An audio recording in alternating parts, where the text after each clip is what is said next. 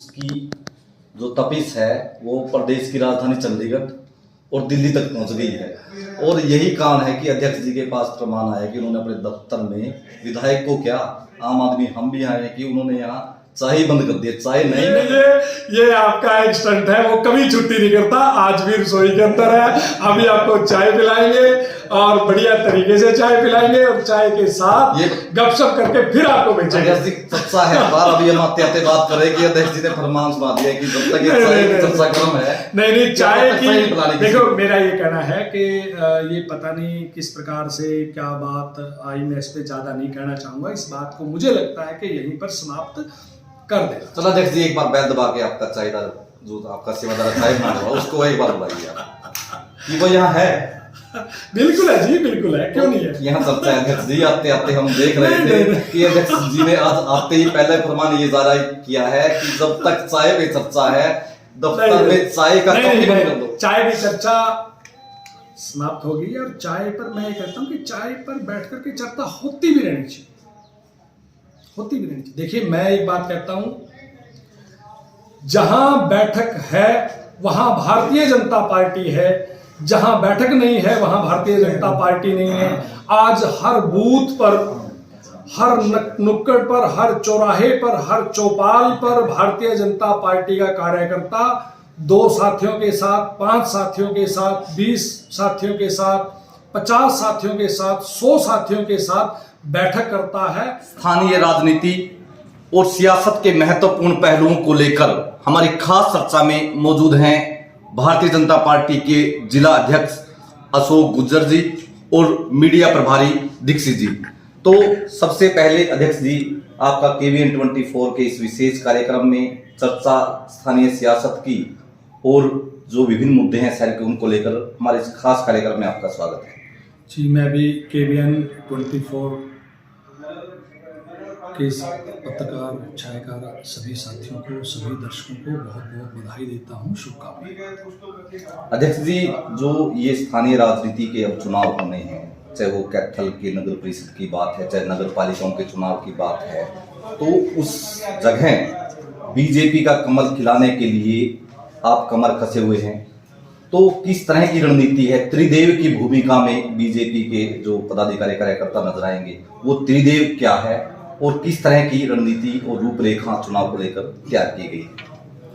देखिए भारतीय जनता पार्टी का कार्यकर्ता हर समय एक्शन मोड में रहता है और दिन रात भारतीय जनता पार्टी संगठन को आगे बढ़ाने के लिए अथक प्रयास करते हुए भारतीय जनता पार्टी की संगठनात्मक रचना को मजबूत करते करते आम जनमानस को भारतीय जनता पार्टी के साथ जोड़ने का काम करता है। और जहां तक आपने बात की त्रिदेव की रचना की, भारतीय जनता पार्टी की संगठनात्मक रचना बहुत ही दृढ़ है, बहुत ही मजबूत है। और जिस प्रकार से त्रिदेव यानी हमारा BLA 1, बूथ का अध्यक्ष, बूथ का पालक, ये हमारी एक त्रिदेव की रचना है जो एक बूथ पर होती है। और ये तीनों लोग मिलकर के बूथ की समिति को बनाते हैं। पहले के जब अगर चुनाव की बात करें, 2019 का जब चुनाव होना था, जब विधानसभा में टिकट लेने वालों की दौड़ थी, अब दौड़ स्थानीय सियासत के भावी खिलाड़ियों में शुरू हो गई। तो जो ये भावी खिलाड़ी इस लंबी कतार में जब होंगे तो किस प्रकार पार्टी चयन कर पाएगी? ये समस्या नहीं रहेगी कि इतने जो भावी महारथी तैयार हो रहे हैं इनको कैसे संतुलन में आप लेकर आएंगे, कैसे अपने उम्मीदवार को घोषित कर पाएंगे? देखिए मेरा ये मानना है कि आज आप ये देखें कि हमारे इस कैथल जिले के अंदर 4 नगर पालिका परिषद के चुनाव हैं और उसमें भारतीय जनता पार्टी के उम्मीदवार के लिए कार्यकर्ता दिन रात मेहनत कर रहा है, प्रत्याशी के रूप में दौड़ लगा रहा है। अन्य विपक्षी पार्टियां, चाहे कांग्रेस की बात करें, चाहे इनेलो की बात करें या अन्य किसी विपक्षी की पार्टी की बात करें, कोई भी पार्टी का नेता, उनकी पार्टी का कोई कार्यकर्ता कहीं पर भी दूर दूर तक दिखाई नहीं देता। आज अगर भारतीय जनता पार्टी का संगठन मजबूत है, आज आप देखते हैं कि सबसे ज्यादा चुनाव के अंदर प्रत्याशी जो चाहते हैं कि भारतीय जनता पार्टी उनको टिकट दे, सबसे लंबी कतार अगर किसी पार्टी की है तो वो भारतीय जनता पार्टी की उसी बात पे आपकी बात पे हम पहुंच गए, आप खुद भी आ गए कि करोड़ों रुपए की विकास योजनाओं का शिलान्यास और लोकार्पण किया है। उन विकास कार्यों पर चर्चा करने की बजाय चाय की प्याली पर चर्चा, कितना सही मानते हो? मैं इस बात को फिर दोहराता हूं कि माननीय मुख्यमंत्री जी जो बहुत लंबे अंतराल के पश्चात 11 रुद्री शिव मंदिर के अंदर महारुद्र यज्ञ का आयोजन हुआ, माननीय मुख्यमंत्री जी का 11 रुद्री शिव मंदिर से विशेष लगाव रहा है। वो मुख्यमंत्री बनने से पहले भी 11 रुद्री शिव मंदिर में भारतीय जनता पार्टी की बैठक लेने के लिए कई बार आए भी हैं।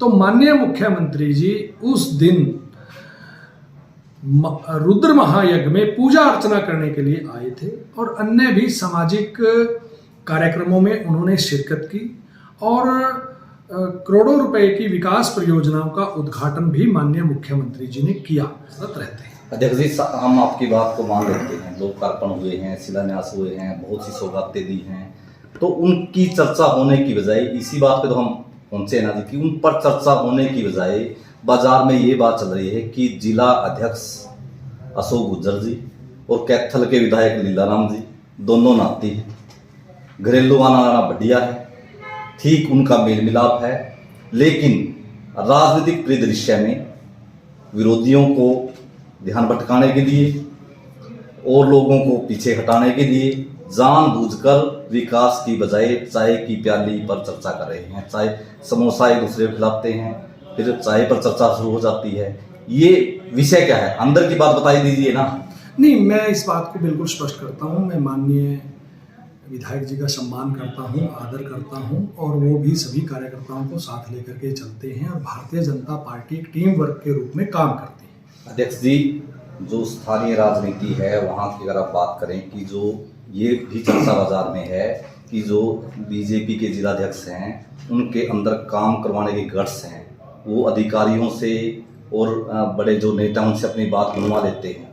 इस बात का ही रंज है कि जो आपके पार्टी के ही लोग हैं, आपके पार्टी के ही पदाधिकारी हैं, आपके पार्टी के ही नेता हैं, वो कहीं ना कहीं इस प्रकार की टांग खिंचाई में रहते हैं। कहीं ना कहीं जिलाध्यक्ष को विभिन्न बातों का बहाना बनाकर उनको निशाने पर दिया जाता है। देखिए, ऐसी कोई बात नहीं है। सभी भारतीय जनता पार्टी के सभी कार्यकर्ता भारतीय जनता पार्टी के हर कार्यक्रम में बढ़ चढ़ करके भाग लेते हैं, सहयोग करते हैं।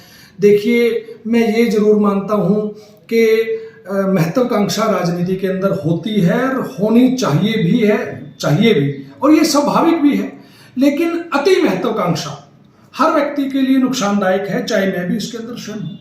तो इसीलिए भारतीय जनता पार्टी एक टीम वर्क के रूप में काम करती है और मैं इसका श्रेय मैं अपने आप नहीं लेता।